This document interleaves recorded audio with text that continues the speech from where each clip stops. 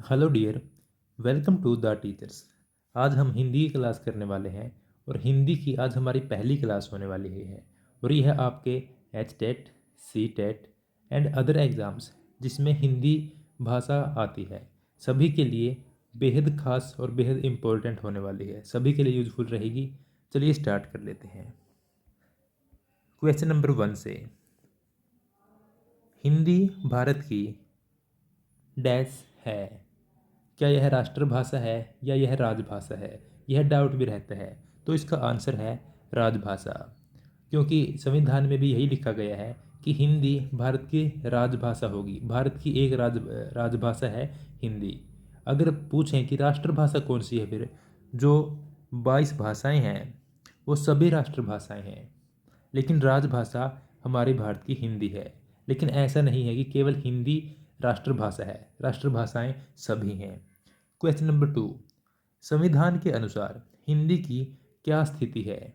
जो हम डिस्कस अभी कर रहे थे कि संविधान में लिखा है, तो संविधान में क्या लिखा है? संविधान का भाग नंबर 17, भाग नंबर 17 में लिखा है, जो आर्टिकल है, टोटल हमारे 395 आर्टिकल हैं, उनमें से 343 से 351 तक, जो ये 8 से 9 आर्टिकल हैं जी, ये 9 आर्टिकल हैं। इन 9 में हिंदी भाषा के बारे में लिखा हुआ है कि हिंदी का प्रयोग भारत में किस किस तरह से किया जाएगा। हम उसकी बिल्कुल तह में तो आज नहीं जा रहे हैं, फिर वीडियो लंबी बन जाएगी। और अनुसूची 8 है, टोटल 12 अनुसूचियां हैं, उसमें से 8वीं अनुसूची में भाषाओं का उल्लेख है। जो 343 343 नंबर का आर्टिकल है, इसमें क्या लिखा हुआ है? इसमें लिखा हुआ है कि हिंदी भारत की राजभाषा होगी और देवनागरी लिपि इसकी लिपि होगी।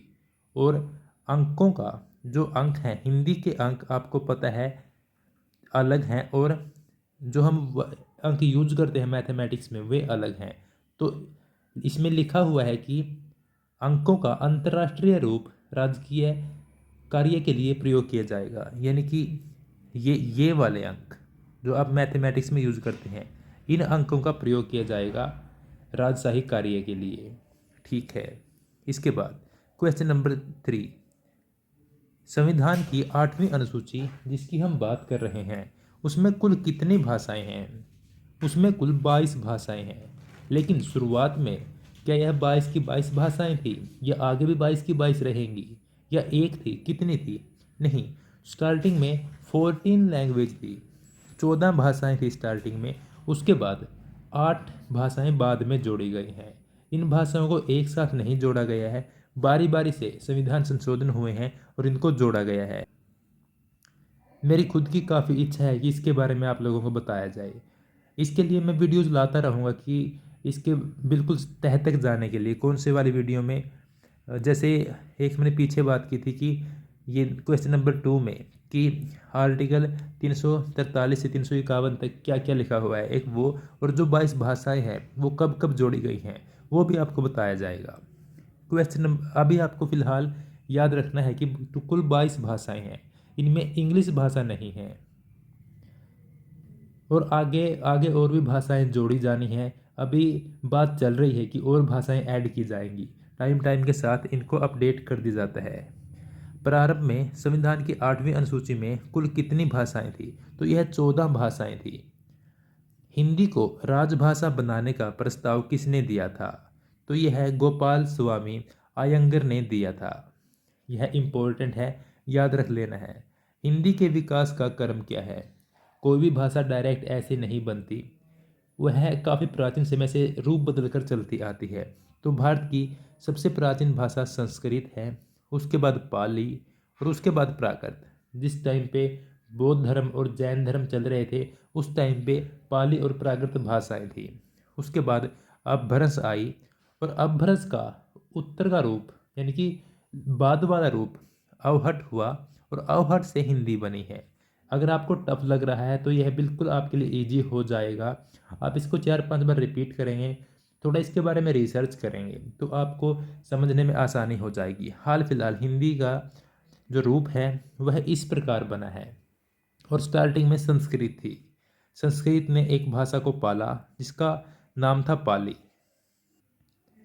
तो जब पूछा कि यह भाषा कहाँ से आई है तो बताया कि इसको प्रकृति ने दिया है।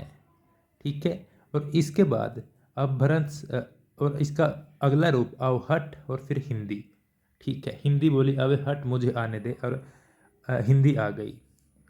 इसके बाद हिंदी भाषा की लिपि कौन सी है? हिंदी भाषा की लिपि देवनागरी है। हम बचपन से पढ़ते तो आ रहे हैं लेकिन कभी जाना नहीं कि लिपि होती क्या है। जो हम हिंदी को लिखते हैं, हिंदी की जो वर्णमाला है उसकी रूपरेखा, उसकी लिखावट एक लिपि के अनुसार है। और यह सिर्फ हिंदी की लिपि नहीं है देवनागरी, यह कई सारी भाषाओं की लिपि है। यानी कि यह एक पैटर्न है, इसके आधार पर यह आउटपुट निकाले गए हैं। इसके बाद और इसी के बारे में कुछ खास बातें और बता देता हूँ आपको मैं। जो हमारी इंग्लिश लैंग्वेज है, हमारी हमारी भारत की नहीं है लेकिन यूज हो रही है, यह रोमन लिपि में लिखी गई है। इसकी लिपि रोमन है। पंजाबी भाषा की खुद की लिपि है जो गुरुमुखी लिपि है। उर्दू फारसी लिपि में लिखी जाती है। और नेपाली हमारी जो भारत की हिंदी है उसी तरह देवनागरी लिपि में लिखी जाती है।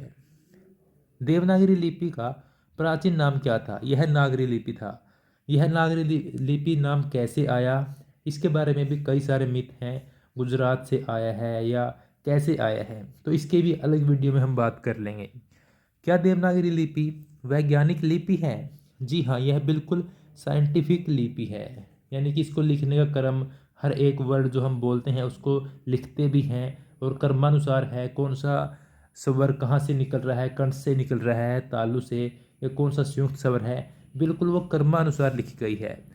इसी कारण यह एक जो देवनागरी लिपि है वह वैज्ञानिक लिपि का रूप लेती है। देवनागरी लिपि किस तरफ से किस तरफ लिखी जाती है, यह कैसे चलती है? तो आपको पता है कि यह बाएं से दाएं चलती है। अगर आप बाएं और दाएं में कंफ्यूज होते हैं तो जो पहले आता है वह बायां और जो बाद में आता है वह दायां। जैसे बै से पहले आता है, या फिर आप अभी आपका लेफ्ट जो हैंड है उसके अंगूठे और उसकी पहली उंगली को मिलाएं, उसको राउंड कर लें और बाकी उंगलियों को ऊपर कर लें तो यह बी बन जाएगा।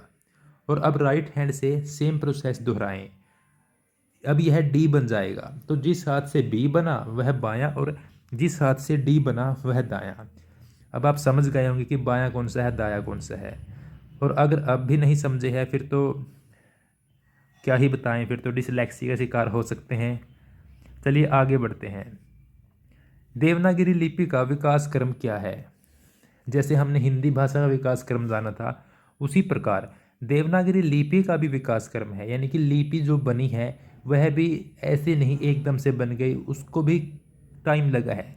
जैसे हमारी प्राचीन भाषा संस्कृत है, उसी प्रकार सबसे प्राचीन लिपि ब्राह्मी लिपि थी। आप इसको ब्रह्मा से रिलेट कर सकेंगे कि सबसे पहले संसार किसने बनाया था, कौन थे? ब्रह्मा थे। उसके बाद गुप्त लिपि, फिर कुटिल, फिर नागरी और फिर उससे देवनागरी। ये तो हम डिस्कस कर ही रहे थे अभी कि देवनागरी को नागरी भी बोलते हैं, यह नागरी से बनी है। और सबसे पहले ब्राह्मी, उसके बाद गुप्त, उसके बाद कुटिल, फिर नागरी, फिर देवनागरी। इसको याद रखने का तरीका एक ये भी है, ट्रिक है इसकी, कि सबसे पहले ब्रह्मा आए, फिर उन्होंने एक गुप्त चित्रगुप्त को नियुक्त किया कि भाई तुम आओ, मुझे तुम्हें वहाँ भेजना है धरती पर। तो वह काफ़ी कुटिल था, यानी कि जैसे कौटिल्य थे, काफ़ी वो चालाक थे या होशियार कह लीजिए, अच्छा वर्ड रहेगा। फिर उन्होंने कहा कि एक नागरी है जो बाद में देवनागरी बन गई। इस प्रकार से आप इसको याद रखेंगे। नेक्स्ट क्वेश्चन, क्वेश्चन नंबर 13 इस प्रकार से है कि संविधान सभा ने हिंदी को राजभाषा कब माना? इससे पहले आप ये बताएं कि संविधान बनकर तैयार कब हुआ था? वह 26 नवंबर 1949 को हो गया था। और 2 महीने बाद 26 जनवरी और 1950 को वह लागू हो गया।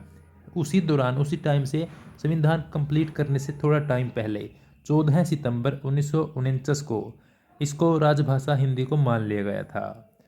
और हिंदी दिवस भी 14 सितंबर को ही मनाते हैं। अभी अगर आपको थोड़ा सा ज्ञात है, आप अभी सोच भी रहे होंगे कि 10 जनवरी को भी कुछ ऐसा होता है क्या जो हिंदी से संबंधित है। इसके बारे में भी जान लेते हैं। विश्व हिंदी सम्मेलन कहाँ और कब हुआ था, यह क्या है? 10 जनवरी 1975 को भारत के नागपुर शहर में हिंदी का प्रथम विश्व हिंदी सम्मेलन होता है। प्रधानमंत्री ये होता है, ये आगे कंटिन्यू नहीं होता, ये हो गया कभी नहीं हुआ। अभी 2006 में जब प्रधानमंत्री मनमोहन सिंह की सरकार थी तो इन्होंने उसी तिथि को 10 जनवरी को 2006 से विश्व हिंदी दिवस मनाने की घोषणा कर दी। जब यह सम्मेलन हुआ था, हिंदी के जो विद्वान थे इकट्ठे हुए थे, तो उसी डेट को इन्होंने कहा कि बाहर से भी लोग आए हैं, भारत से बाहर से भी आए हैं, तो इसको तो विश्व हिंदी दिवस के रूप में ही हम घोषित कर देते हैं। इसके बाद विश्व हिंदी दिवस कब मनाया जाता है, तो हम बोल देंगे 10 जनवरी को, और हिंदी दिवस 14 सितंबर को, और 14 नवंबर को क्या होता है, वो बाल दिवस होता है। हिंदी वर्तमान में किस रूप में है? अभी हमने जान लिया कि हाल फिलहाल हिंदी है, लेकिन रूप कौन सा है उसका? उसका रूप है खड़ी बोली। खड़ी बोली के रूप में है। बातें बिल्कुल भी अजीब नहीं है, लेकिन थोड़े से प्रैक्टिस की ज़रूरत है, उससे बिल्कुल क्लियर हो जाएगी। जो हरियाणा का भाग है और जो यूपी का मेरठ वाला भाग है, उसमें खड़ी बोली बोली जाती है। अभी तो आप बोली पढ़ रहे हैं सिर्फ कि कहाँ से आई है, यह है लिपि पढ़ रहे हैं। जब आप थोड़ा सा जान जाएंगे, थोड़ा आगे बढ़ेंगे हम, फिर हम जानेंगे कि अकेले यूपी में 3 अलग अलग तरह की बोलियां बोली जाती हैं। बोलियां कह लीजिए उनको आप, एक बड़ा रूप है वो, आगे चल के भाषाएं ही बन जाएंगी। अवधी अलग है, ब्रज अलग है, इस प्रकार आगे पढ़ते हुए चलेंगे। तो खड़ी बोली वहाँ पर उसका मेन जो लोकेशन है, वहाँ से वो उद्गम कह लीजिए उसका, या कह लीजिए वहाँ बोली जाती है, वो क्षेत्र है। हरियाणा का भी भाग है, हरियाणा में भी खड़ी बोली बोलते हैं। हिंदी किस भाषा परिवार से आती है? हिंदी भारोपीय परिवार से आती है। अब ये क्या है, कंफ्यूज नहीं होना है। भारोपीय परिवार क्या है? भारत में 73% लोग इस परिवार में आते हैं। ये परिवार में आते हैं, इसका अर्थ है कि यहाँ इतने परसेंट लोग हिंदी, अकेली हिंदी की बात नहीं, इस परिवार की बात है कि इस परिवार की भाषाएं बोलते हैं। इसमें कई सारी भाषाएं आती हैं, जिसमें हिंदी भी एक है। जैसे हमारा परिवार है, उसी प्रकार भाषाओं का भी एक परिवार है। अन्य भारोपीय भाषाएं कौन कौन सी हैं? पंजाबी है, बांग्ला है, संस्कृत है, अंग्रेजी है, उर्दू है, फारसी है, जर्मन है, ग्रीक है। अभी दोस्तों एक बात नोट करो आप, कि जो अंग्रेजी है वह हमारे संविधान में तो नहीं है, लेकिन वह इस परिवार का हिस्सा है। और पंजाबी की लिपि देवनागरी लिपि नहीं है, गुरुमुखी लिपि है, लेकिन वह फिर भी इस परिवार का हिस्सा है। इसके बाद नेक्स्ट क्वेश्चन पर चलते हैं, और ये आज का हमारा अंतिम क्वेश्चन है। दक्षिण भारत में कौन सा भाषा परिवार है? काफ़ी अच्छा क्वेश्चन डाल रखा है। द्रविड़ भाषा परिवार है। उत्तर में है भारोपीय और दक्षिण में है द्रविड़। भारत में 23% लोग, या तो यहाँ 27 आएगा फिर, या हो सकता है यहाँ मिस्टेक कर रखी हो। मैं कमेंट बॉक्स में इसको एक बार वेरीफाई कर भी दूंगा। भारत में इतने प्रतिशत लोग इस भाषा परिवार की भाषाएं बोलने वाले हैं। द्रविड़ भाषा परिवार की भाषाएं कौन कौन सी हैं? तमिल है, तेलुगु है, कन्नड़ है, मलयालम है और तुलु है। ये द्रविड़ परिवार की भाषाएं हैं। तो आज हमने इतनी सारी बातें जान ली। तो आप बताएंगे आज की हिंदी का व्याख्यान संविधान के किस अनुच्छेद में किया गया है? ये क्वेश्चन आपके लिए दे के जा रहा हूँ। आज की क्लास कैसी रही? हमारी पहली क्लास थी और आपके एग्ज़ाम के व्यू से काफ़ी यह इम्पोर्टेंट भी है, और हिंदी मातृभाषा है तो इसके बारे में हमें ज्ञान होना भी चाहिए। आपकी प्रतिक्रिया कमेंट बॉक्स में देंगे। मिलते हैं अगली क्लास में। Thank you so much.